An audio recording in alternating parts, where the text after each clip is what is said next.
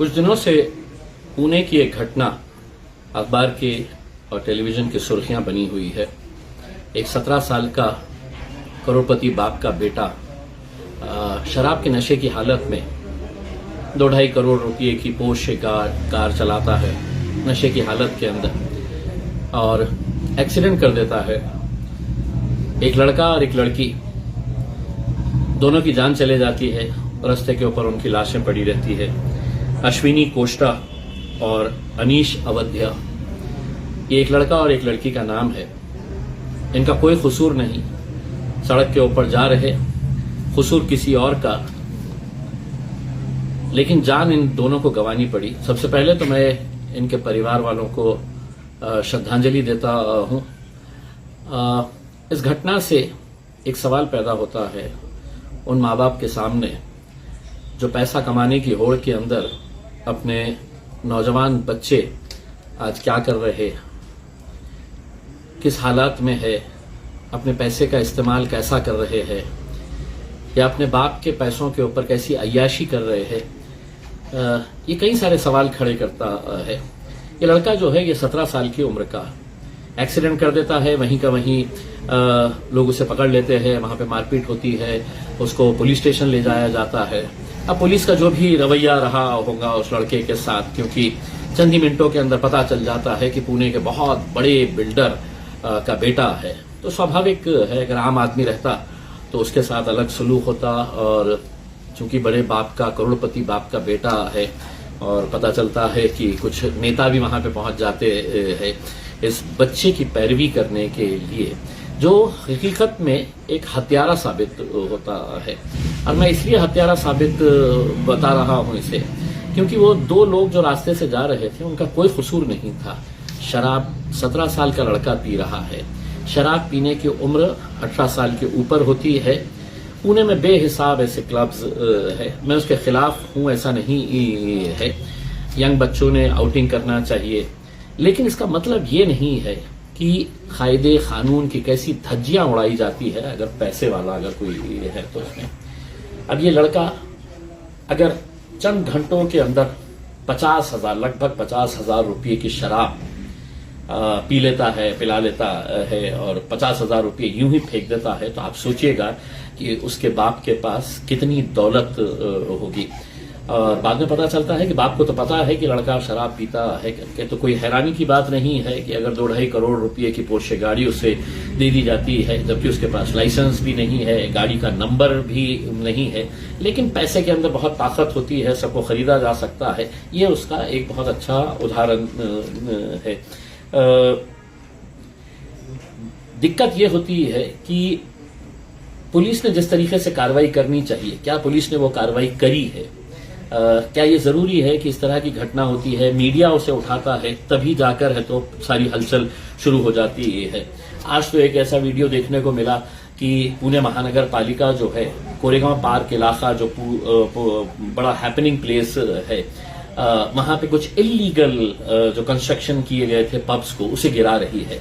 बहुत अच्छा मुबारकबाद देना चाहूंगा पुणे महानगर पालिका को, वहां की पुलिस को, कि अगर गरीब बस्तियों के अंदर छोटा सा अगर कोई कमरा भी बना लेता है तो उसके ऊपर कार्रवाई हो जाती है। लेकिन एक पब चलाया जा रहा है, वहां पे क्लब चलाए जा रहे हैं, इलीगल कंस्ट्रक्शन हो रहा है, तो आप सोचिएगा कि पैसे का कितना नंगा नाच। कैसे कैसे अधिकारियों को नहीं खरीद सकते हैं? क्या पुलिस आंख बंद करके बैठी हुई थी? क्या ये लाइसेंस लेते हुए अगर कोई पब चलाना है तो उसमें ये लीगल प्रॉपर्टी है, इलीगल प्रॉपर्टी है, क्या इसकी जानकारी नहीं लगती है? लगती है, लेकिन पैसे में बहुत ताकत है। क्या पुलिस को ये मालूम नहीं है कि ये इलीगल बना हुआ है, इलीगल तरीके से चलाया जा रहा है? लेकिन फिर बात वही आती है कि पैसे में बहुत ताकत है, किसी को भी खरीदा जा सकता है। अगर ये बच्चे को मैं हत्यारा कह रहा हूं तो वो पूरा सिस्टम भी उसे भी हत्यारा कहना चाहिए, चाहे वो पुलिस डिपार्टमेंट हो, प्रशासन हो, महानगर पालिका हो, वो भी इस हत्या के अंदर कहीं ना कहीं से शामिल है। और वो एक बात तस्वर कर ले कि ये जो मध्य प्रदेश के जो लड़का और लड़की थे, काश अगर उनकी जगह पे कोई तुम्हारा बेटा या तुम्हारी बेटी होती तो सोचिएगा कि तुम्हारा रवैया क्या होता। उनका तो कोई कसूर नहीं था उसमें।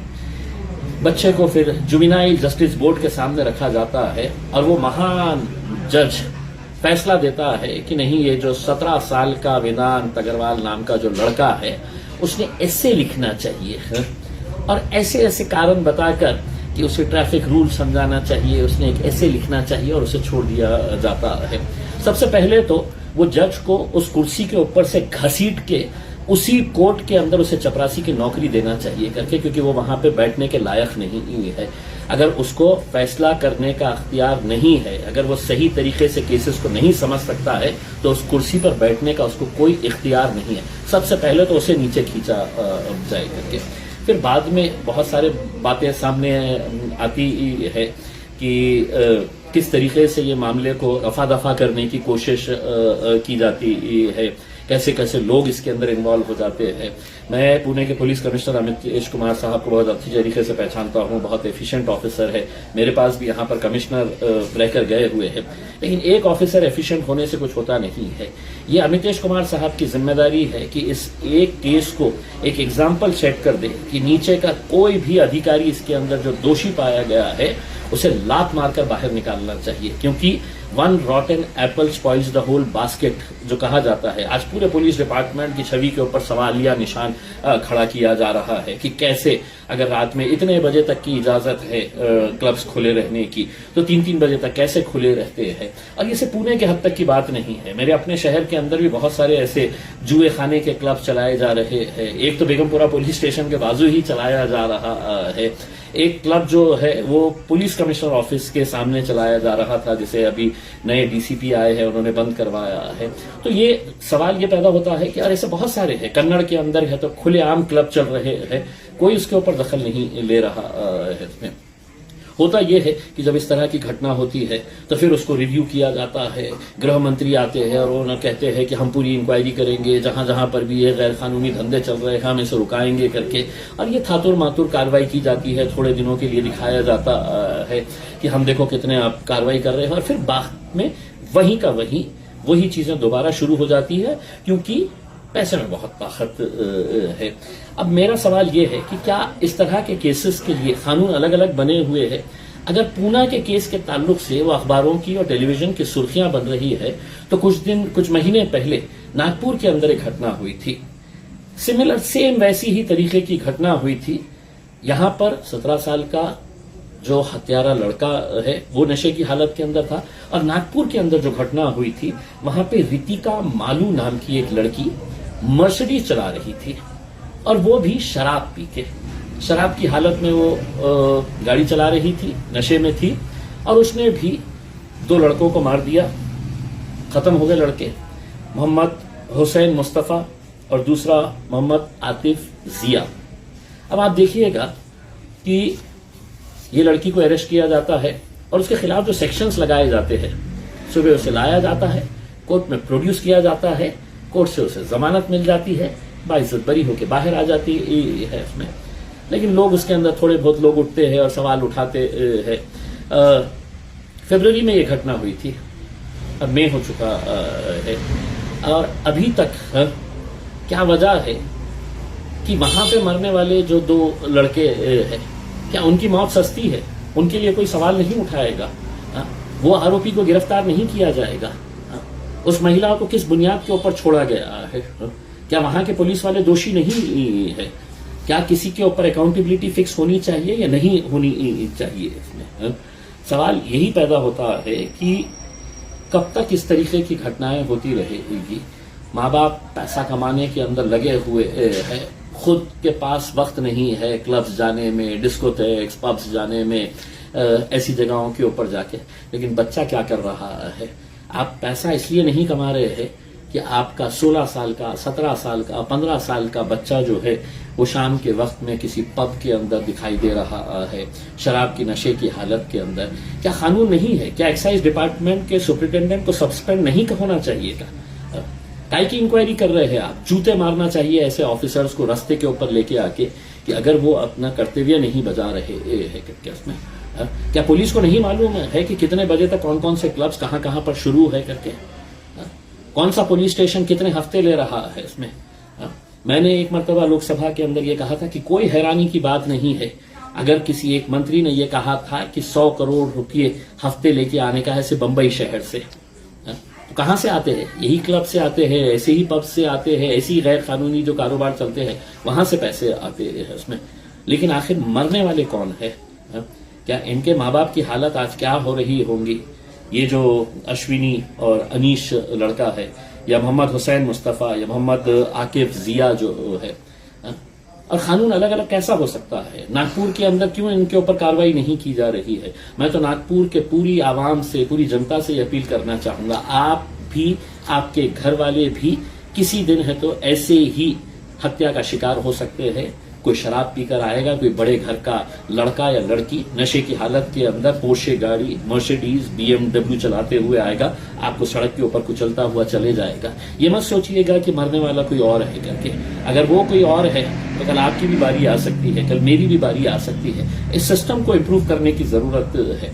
इसीलिए मैं नागपुर की जनता से अपील कर रहा हूं कि आप लोग प्रेशर बनाइएगा, एक मूवमेंट तैयार करिएगा, जबरदस्ती करवाइएगा पुलिस को कि उस महिला को, उस लड़की को, उसके घर वालों के ऊपर सख्त से सख्त कानूनी कार्रवाई होनी चाहिए। 302 का हत्या का केस रजिस्टर होना चाहिए।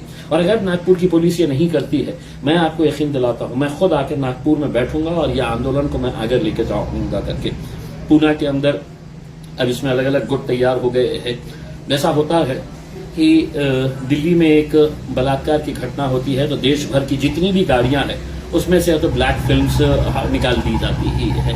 तो नी जर्क रिएक्शन जो होता है ना, क्या पूरे पब्स को बंद कर डालो, पूरे क्लब्स को बंद कर डालो करके, उसमें इस तरीके का आप सिर्फ आपकी चोरी छुपाने के लिए देखिएगा हम कितनी अच्छी कार्रवाई कर रहे हैं करके ये दिखाने की कोशिश कर रहे हैं। अगर आप ईमानदारी से पूरे ऑफिसर्स, पूरे गवर्नमेंट ऑफिसर्स अगर काम करें तो यकीनन इस तरह की घटना होगी नहीं और बेकसूर लोगों की जान जाएगी नहीं। जो पूना में हुआ, जो नागपुर में हुआ, वो औरंगाबाद में भी हो सकता है, क्योंकि यहाँ पे भी कई जगह के ऊपर 2 नंबर के धंधे चल रहे हैं। रात में क्या क्या हो रहा है ये सभी को मालूम है। किसी ना किसी के ऊपर तो अकाउंटेबिलिटी फिक्स करने की जरूरत है। और हाँ, महाराष्ट्र के गृह मंत्री, मुख्यमंत्री साहब, मगरमच्छ के आंसू अब बहाइए मत है। और ये मत आश्वासन दीजिएगा कि हम कार्रवाई करेंगे, हम सख्त से सख्त रवैया अख्तियार करेंगे करके। उसमें आप अकाउंटेबिलिटी सबसे पहले फिक्स करना है तो उस एक्साइज ऑफिसर की बदली नहीं, उनको बिल्कुल लात मारकर बाहर निकालिएगा। उसमें वो पुलिस स्टेशन जो इसके लिए दोषी है उन्हें है तो इमीडिएट है तो बर्खास्त करिएगा उसमें। और जो लोग इसके अंदर इन्वॉल्व है पहले उनके ऊपर कार्रवाई कर रहे। मरने वाला तो मरकर चला गया है, अब कम से कम उनकी आत्मा को शांति मिले। हम सब मिलकर इस सिस्टम को कैसा इंप्रूव कर सकते हैं इसके लिए कोशिश करें। शुक्रिया।